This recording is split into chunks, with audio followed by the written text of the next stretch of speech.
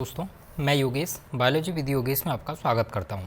तो चलिए, जैसा कि हम ह्यूमन फिजियोलॉजी में जो डाइजेशन वाला चैप्टर कवर कर रहे हैं उसको आगे बढ़ाते हुए जो आज का हमारा लेक्चर होगा वो हम डाइजेशन ऑफ फूड, यानी कि जो हमने भोजन खाया है आज से हम उस भोजन का जो डाइजेशन है यानी कि जो पाचन की प्रक्रिया है यानी कि जो क्रिया है वो कहाँ से स्टार्ट होती है और किस तरीके से वो डाइजेशन की प्रोसेस चलती है उसको हम आज यहाँ से स्टार्ट करेंगे। तो चलिए, मैंने क्या किया हुआ है यहाँ पर डाइजेशन ऑफ फूड या फिर हम कहें डाइजेशन की जो प्रोसेस है वो हमें कहाँ कहाँ देखने को मिलेगी। डाइजेशन की जो प्रोसेस है तो हम डाइजेशन का जो प्रोसेस है इन माउथ यानी कि माउथ में हम डाइजेशन देखेंगे, उसके बाद फिर इन ईसोफेगस, ठीक है, इसमें देखेंगे, उसके बाद फिर इन स्टमक जो आमाशय है उसमें डाइजेशन देखेंगे, उसके बाद फिर हम देखेंगे इन इंटेस्टाइन जो आंत है वहाँ पर डाइजेशन।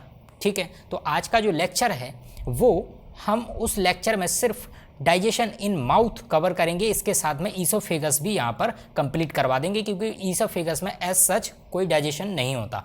ठीक है, तो चलिए, जैसा कि हमने आपको बताया कि डाइजेशन इन माउथ में हम अगर देखें तो जो माउथ है यानी कि जो मुख है उसमें दो प्रकार के एंजाइम पाए जाते हैं।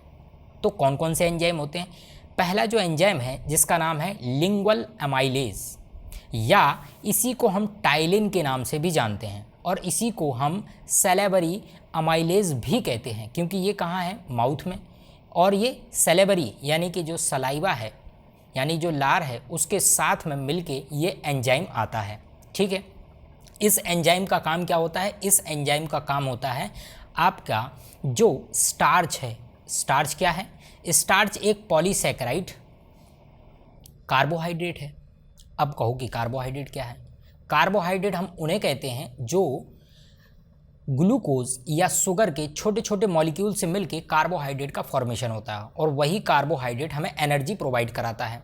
ठीक है, और वही कार्बोहाइड्रेट को अगर हम डिवाइड करें, उनके प्रकार देखें तो उनकी बनावट या उनके मॉलिक्यूल के स्ट्रक्चर के बेसिस पे जो कार्बोहाइड्रेट हैं वो कितने प्रकार के होते हैं? 3 प्रकार के। एक होता है मोनोसैकेराइड, एक होता है डाइसैकेराइड, एक होता है ओलिगोसैकेराइड, एक होता है पॉलीसैकेराइड।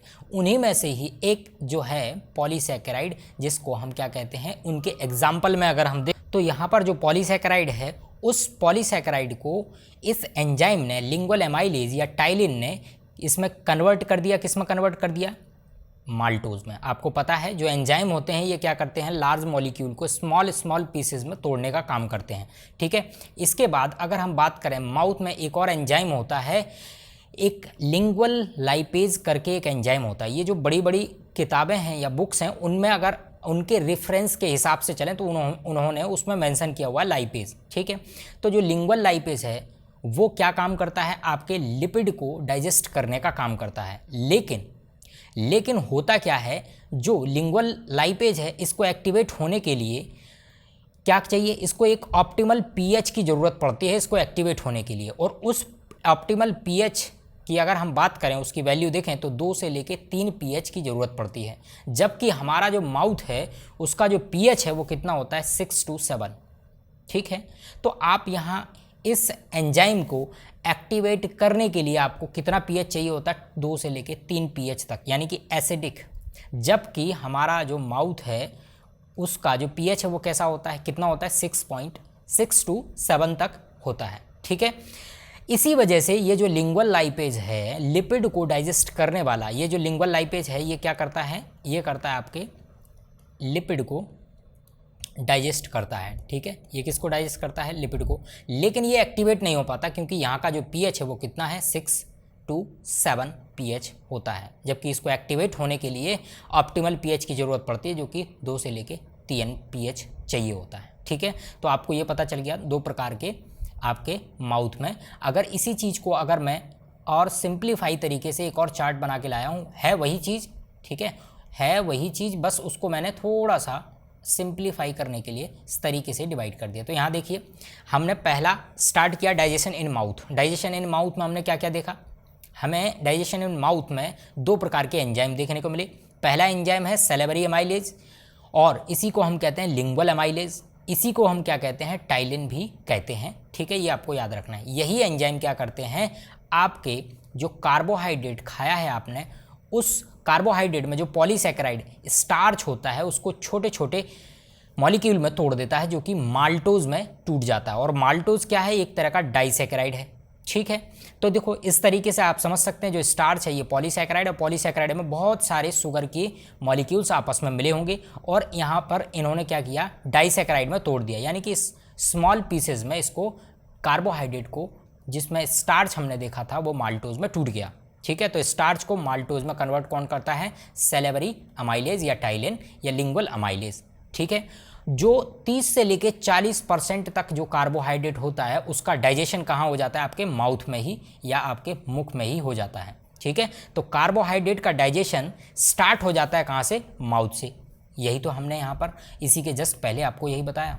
ठीक है, और जो दूसरा एंजाइम है, दूसरे एंजाइम का आपको डिस्कशन किया, उसका नाम क्या था, लिंगुअल लाइपेज, और इसका काम क्या होता है, फॉर लिपिड डाइजेशन, लिपिड को तोड़ने के लिए ये काम आता है। लेकिन ये क्या करता है, ये वर्क नहीं करता, या फिर ये एक्टिवेट नहीं होता। क्यों नहीं होता, डजंट वर्क और activate because of their optimal pH. ये जो लिंगुअल लाइपेज है ये वर्क नहीं करता माउथ में। ठीक है, क्यों नहीं करता, क्योंकि इसको ज़रूरत होती है एक्टिवेशन के लिए 2 से लेके 3 पीएच की, जो कि एसिडिक पीएच है। जबकि हमारे माउथ का जो पीएच है वो कितना होता है, अगर हम बात करें 6 से लेके 7 तक पीएच होता है हमारे माउथ का, यानी मुख का। ठीक है, इसीलिए जो लिपिड है, lipid digestion does not start from mouth. इसीलिए हम कह सकते हैं कि जो हमारा माउथ है वहाँ से लिपिड का डाइजेशन नहीं होता है। आई होप आपको ये डाइजेशन इन माउथ समझ आ गया होगा। इसी के साथ साथ हम इसको भी कवर कर लेते हैं, क्योंकि ईसोफेगस यानी कि जो आपकी ग्रास नली है उसमें अगर हम देखें, ईसोफेगस कहाँ होती है, ये मान लो आपका मुख है और ये जाती है आपकी ग्रास नली, या इसी ग्रास नली के बाद फिर आपको यहाँ पर क्या देखने को मिलता है, स्टमक देखने को मिलता है इस तरीके से। तो ये जो आपको ये ग्रास नली दिखाई दे रही है माउथ से लेके, ये ग्रास नली जो आप देख रहे हैं, इस ग्रास नली से होते हुए जो फूड जा रहा है, इस फूड को मूवमेंट यानी फूड को नीचे जाने के लिए एक मूवमेंट होती है इस ग्रास नली के मसल्स के द्वारा। तो जो मस्कुलरिस वाला जो रीजन था टिश्यू वाले चैप्टर में, अगर आपने टिश्यू वाला जो हमारा जो हिस्टोलॉजी ऑफ डाइजेशन वाला चैप्टर अगर आपने नहीं देखा है तो लिंक प्रोवाइड करा के हम आपको बता देंगे, वहाँ से आप उसको देख सकते हैं। तो यहाँ देखिए, ईसोफेगस में कोई भी डाइजेशन नहीं होता, no any digestion, only peristaltic movement occur. यहाँ पर सिर्फ और सिर्फ क्या होता है, पेरिस्टाल्टिक मूवमेंट होता है, ये जो कि क्या किसके लिए हेल्प करता है, ये फूड को मूवमेंट करने में हेल्प करता है, यहाँ से नीचे की तरफ डायरेक्शन या नीचे की तरफ जाने के लिए। इस तरीके से आप समझिए, इसको कहते हैं किरमानुकुंचन गति। ठीक है, इसको क्या कहते हैं, किरमानुकुंचन, हिंदी में कहते हैं किरमानुकुंचन गति। ठीक है, तो ये जो ग्रास नली है इसमें इस तरीके से ऐसे ऐसे मूवमेंट होगा, तभी जो भोजन होगा वो कहाँ जाएगा, स्टमक में चला जाएगा। इसीलिए हम कह सकते हैं कि ईसोफेगस यानी जो ग्रास नली है उसमें कोई भी डाइजेशन नहीं होता। ठीक है, तो हम आज के लेक्चर में कंप्लीट कर चुके digestion in mouth, digestion in oesophagus. इसके बाद जो नेक्स्ट लेक्चर होगा उसमें हम डिस्कस करेंगे डाइजेशन इन स्टमक, उसके बाद फिर हम डिस्कस करेंगे डाइजेशन इन इंटेस्टाइन। ठीक है, आई होप आपको लेक्चर पसंद आया हो। इसी तरीके से अगर आप लेक्चर चाहते हैं तो लाइक करें और सब्सक्राइब करें और ज़्यादा से ज़्यादा लोगों को शेयर करें। धन्यवाद।